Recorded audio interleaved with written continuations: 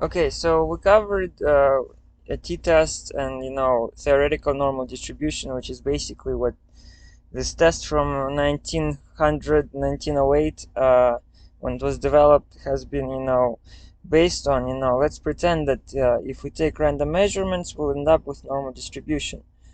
But basically, real life doesn't work like that. You believe that you take a random sample, and you'll be shocked to find out that it's not randomly distributed. You try to test any data in your life, and that's what you will end with, is that it will, for some freaking reason that you will never be able to predict, will not be randomly distributed, even though like everything you did, as much as you tried, was random. So, for example, I took a data and uh, that was important to me, and I wanted to find out some information using this data. And so, what what do we do? We want to know. We have two data sets. So I extracted out of the data two. This is the first data set. This is the second data set.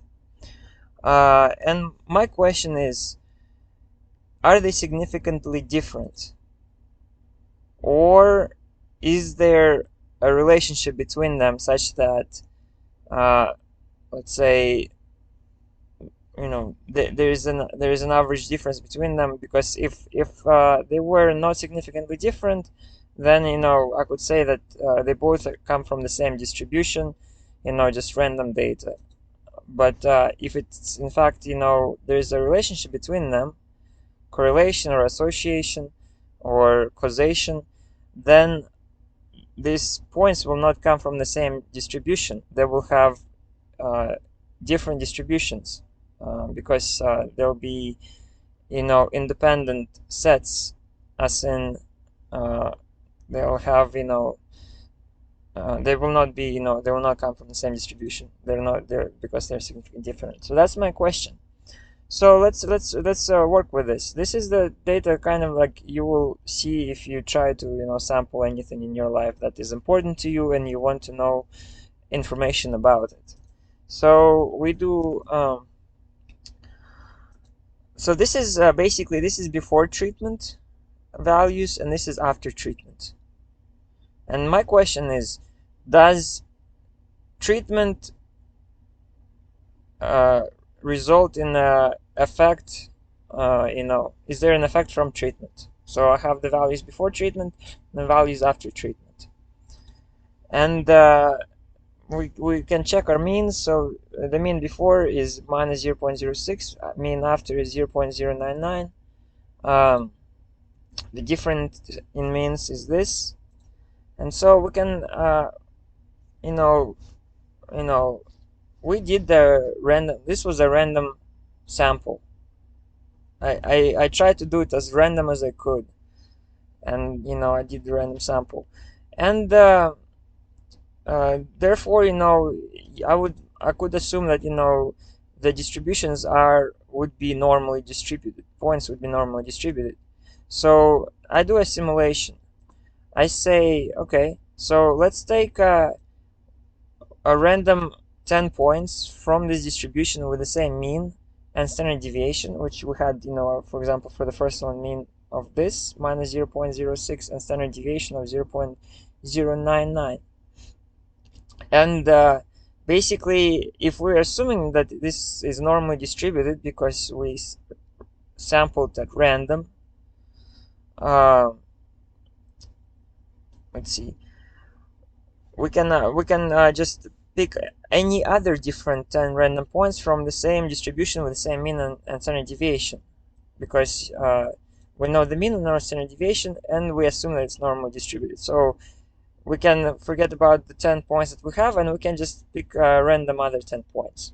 And so we do that. We pick a different random 10 points from that distribution that we assumed, and then to compare them, we pick 10 points from the distribution with the mean, with the same mean, but the standard deviation of the after treatment. Because what we want to test, if these two data sets came from the same distribution, that is, they had the same mean. I guess the real question is there an average difference? So we're testing difference in means. So let's to do that, we assume that the second data comes from in a normal distribution with the same mean as the first one. So we pick 10 points from the first distribution, and we pick 10 points from the second distribution with if it had the same mean as the first one. So in the first 10 random 10 points that we like theoretical random 10 points, we pick them from a normal distribution with the mean of the first data set and the standard deviation of the second data set, of the first data set. And then we pretend that the second data set comes from the same from a normal distribution with the same mean. So we pick another 10 points from a normal distribution that with the mean of the first distribution but the standard deviation of the second distribution. And then we find the difference between the averages. So this is theoretical. Like what would happen if these two data sets had the same mean, normally distributed, but their own standard deviations. And we assume that the standard deviations are correct because we're not testing them, and we just take the standard deviations from what we see, and we don't really worry about it because we just, maybe second data set has more standard deviation. It doesn't matter. We're testing if their averages are different. So assuming the normal distribution, the second data set, first data set, and so we pick now 10 random points from the first data set and assume the second data set that is distributed around the mean of the first data set. And then we find the difference. So we take the average of that theoretical first data set minus average theoretical second data set. And then we do this for 10,000 times. Just, we say in fact, we have one experiment. I have in fact one data set that, from real life and a second data set from real life. But then we say, well, what if we redid this experiment 10,000 times? If the two data sets came from a normal distribution with a mean 0, and the second data set came from that with a standard deviation of the second data set, and the first one from the standard deviation of the first data set, if we kept redoing this 10,000 times, at random we will have different values when we take the average of the second theoretical data set minus the average of the first theoretical data set. We'll have 10,000 different values. So that's what we do. We simulate for 10,000 times to see what would happen, and then we get this distribution.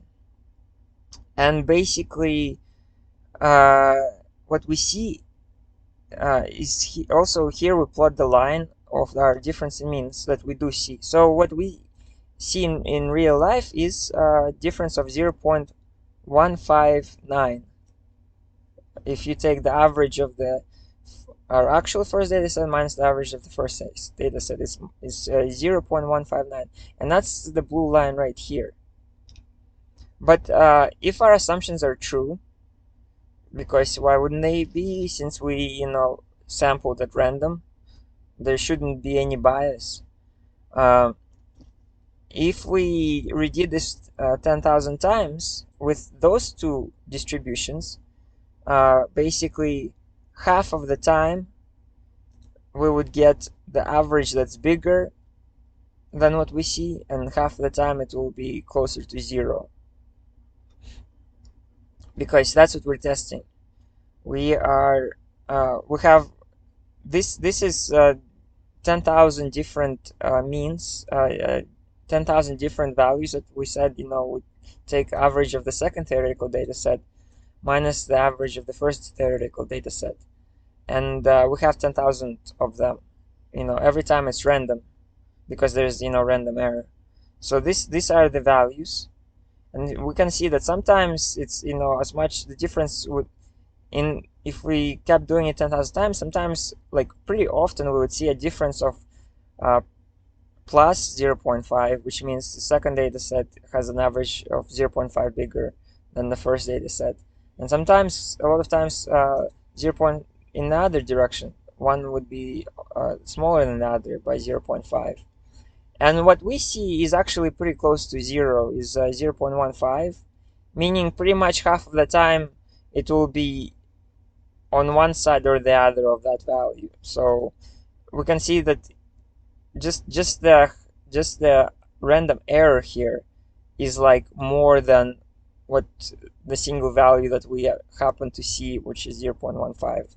Like it's surprising that it's so close to 0, because like we do it again and it will probably be somewhere like 0.4 is what we see from this graph. So then we move on. Let's see. So the problem here is, again, we're assuming normal distribution. Now let's test this. So we do a histogram of the first and histogram of the second data set, and we can see that they look pretty messed up. So we basically say, okay, let's say we don't know for sure exactly what the distribution looks like of our data set. And you will find out in your life that, it's just not freaking randomly distributed. There will be, for some reason, some variation on it. So here, like this one looks like normal, like a uniform stepwise. Like both of them really look like uniform stepwise distributions. So we ask Mathematica. We say, do your estimate of what these distributions are, and Mathematica, comes up with this distribution. It's kind of two-piece uniform, which kind of makes sense. We have 4 or 6 points, on this side of 0, and 4 points on this side of 0. So more points are on the left side. So that's why Mathematica has this bar higher, and only a few points on the right side, so it has it lower. And then we basically check it. We do random 10,000 samples from this distribution, and we get this kind of distribution histogram of it. Then we go to the second one. The second one also is estimated as a stepwise uniform distribution, with going down here. So it looks almost like normal, but it's best not to assume anything. The best assumption we can make is from information we have, and from the information we have, this is the best fit of the distribution. So then we find the average, the difference in these distributions, what the difference in means. So mean of the first distribution is just mean of di2, which is a histogram distribution of d2. And then the same thing, but for the second one, we find difference in means, which is our MDA here. And then we check it. So we take mean of the first, or mean of the second estimated distribution, which is this, minus MDA, which is equals to 0.2. And then mean of the first estimated distribution, which is this by Mathematica. And then it is also 0.2. So now they're the same, sort of. I mean, they're the same after we adjust by MDA, which is, difference in the means.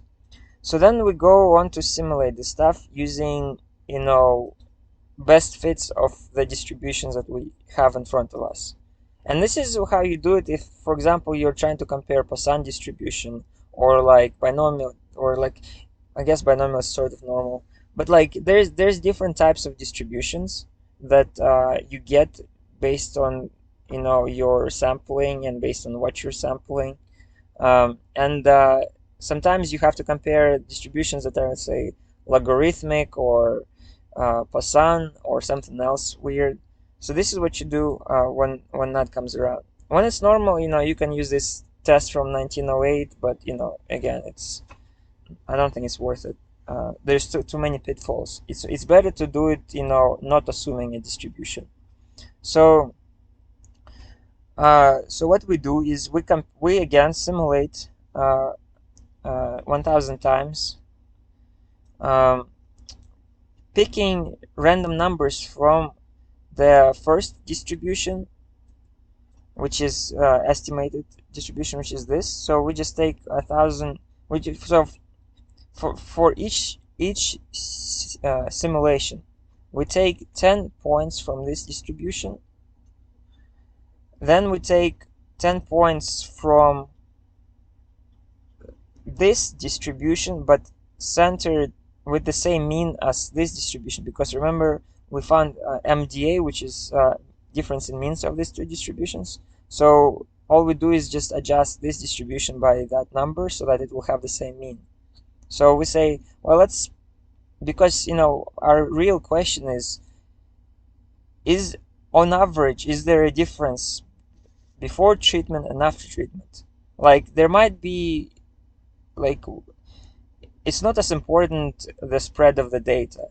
What matters to us is there an effect of this treatment on average? Because if on average there is no effect, then we don't care about anything else.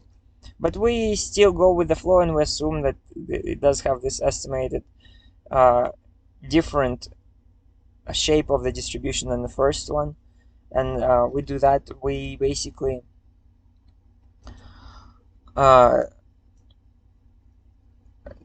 pull 10 points from the first estimated distribution, and pull 10 points from the second estimated distribution, adjusted by centered on the mean of the first one, so they have the same mean. And so then we find the difference in means between those two samples. We have 10 samples in one random, 10 samples in another, and then find the average. And this will be different every time we do it, because again, we take 10 random points which will have a slightly different mean, and then we take 10 other random points that will have slightly different mean, and so difference between those two means will be different every time we resample. And so we do this for 10,000 times, and we get this, which is like not different at all. Again, 50% of the time it will be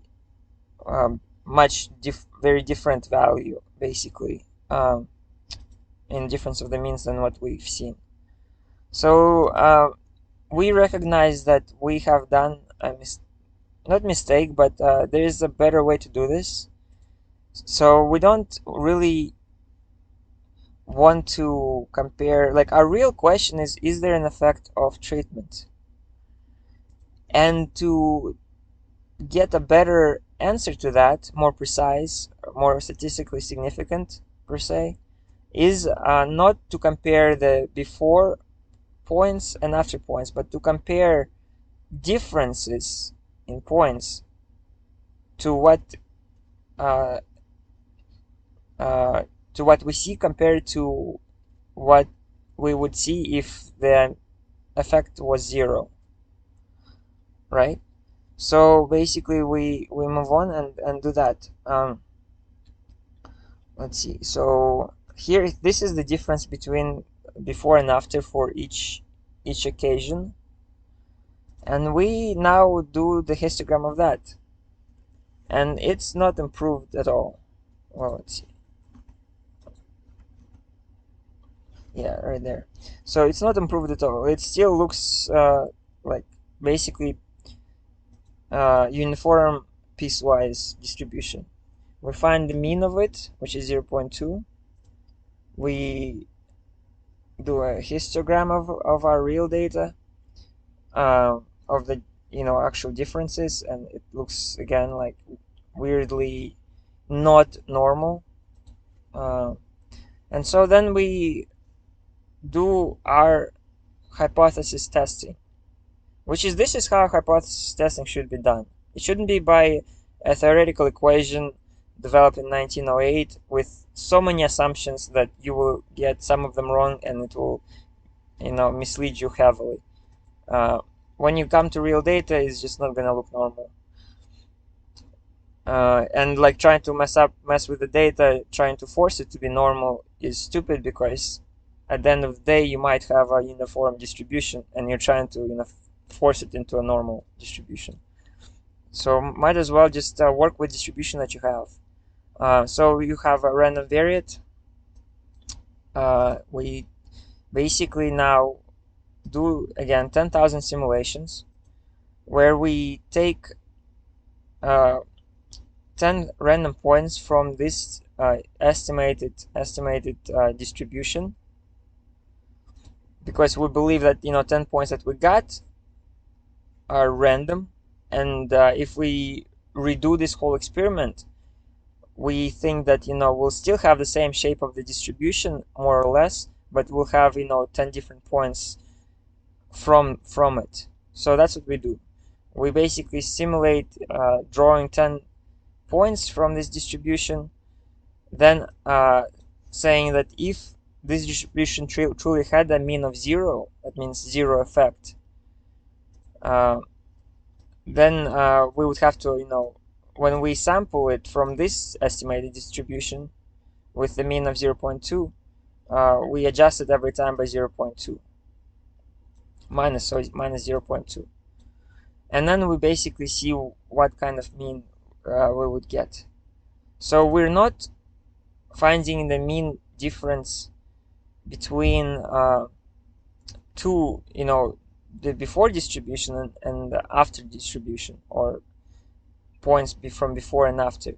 We find the mean of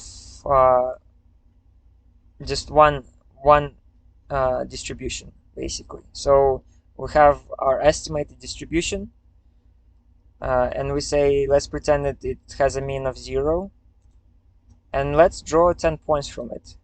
We'll get a certain theoretical mean, and if we redo it second time, we'll get a different mean.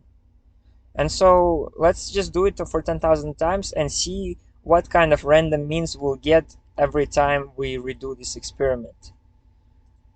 And so that's what we do here. And when we do that, we can see that actually our half, basically. So then we check how many points. Oh, that's standard deviation. So basically, our standard deviation of this of the means we'll get is 0.8, right? Let's if you compare that to the mean of our estimate, or mean of our estimated distribution for our data set, that's 0.2, and like the average random error of the means, if we keep redoing this experiment, will be 0.8. So basically, there is absolutely no freaking information here. But this is how you want to do it, and what this tells me is that it's better to do it on the differences, on a single, like instead of comparing two before and after data sets, to compare the differences between those data sets to what if they were just 0. So we just work with one distribution that we derive from the previous two, which is the distribution of the differences. And to me, this says that it's better that way, because to me this proves that there is no real difference, no difference that I would care about, because in the first case it was closer to an effect, because it was like 0.5. Let's see. Well, let's do it this way. That's our t, and our t is that. So let's so here we're looking at the standard deviation of 0.8. But what's to compare apples to apples? we'll say that our t statistic is mean d2 minus mean, no,